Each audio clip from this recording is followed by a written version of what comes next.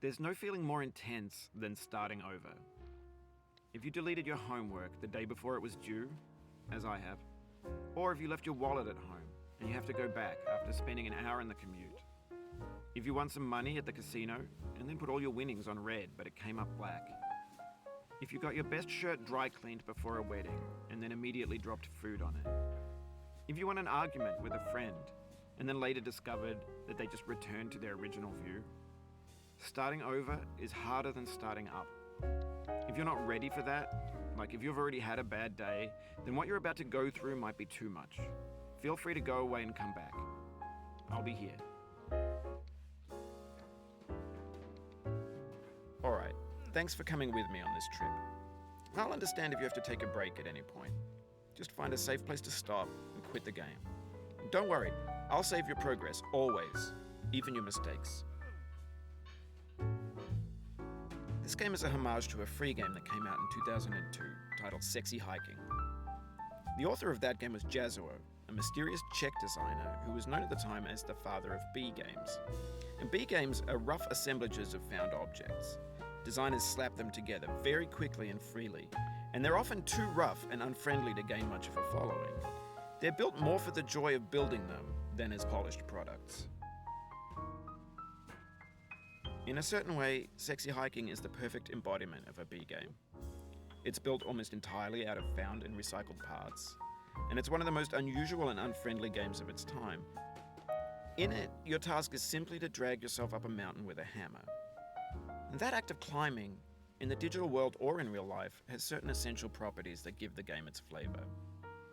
No amount of forward progress is guaranteed. Some cliffs are too sheer or too slippery, and the player is constantly, unremittingly in danger of falling and losing everything. Anyway, when you start Sexy Hiking, you're standing next to this dead tree that blocks the way to the entire rest of the game. It might take you an hour to get over that tree, and a lot of people never got past it. You prod and you poke at it, exploring the limits of your reach and your strength, trying to find a way up and over. And there's a sense of truth in that lack of compromise. Most obstacles in video game worlds are fake. You can be completely confident in your ability to get through them once you have the correct method or the correct equipment or just by spending enough time. In that sense, every pixelated obstacle in Sexy Hiking is real. The obstacles in Sexy Hiking are unyielding, and that makes the game uniquely frustrating. But I'm not sure Jazuo intended to make a frustrating game. The frustration is just essential to the act of climbing, and it's authentic to the process of building a game about climbing. A funny thing happened to me as I was building this mountain. I'd have an idea for a new obstacle, and I'd build it, test it, and it would usually turn out to be unreasonably hard. But I couldn't bring myself to make it easier. It already felt like my inability to get past a new obstacle was my fault as a player rather than as a builder. Imaginary mountains build themselves from our efforts to climb them, and it's our repeated attempts to reach the summit that turns those mountains into something real.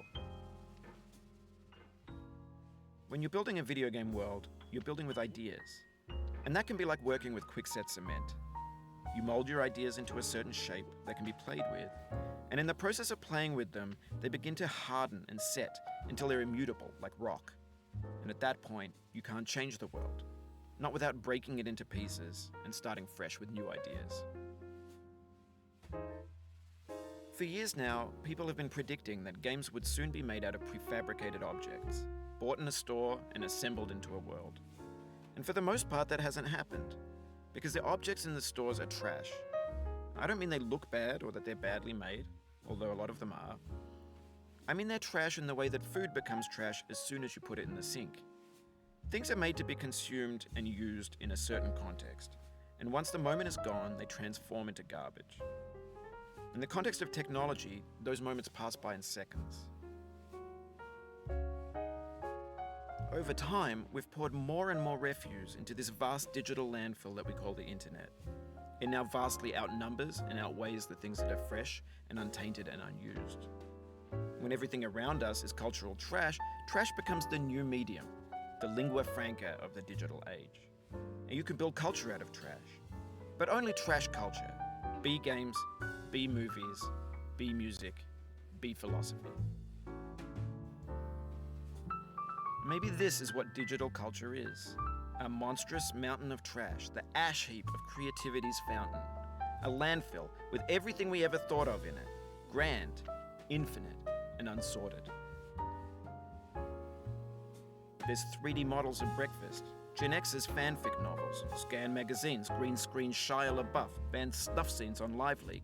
Facebook's got lifelike bots with unbranded adverts and candid shots of Kanye and Taylor Swift mashups, car crash epic failed GIFs, Russian dashcam vids, discussions of McRibs, discarded, forgotten, unrecycled, muddled, rotten, untitled.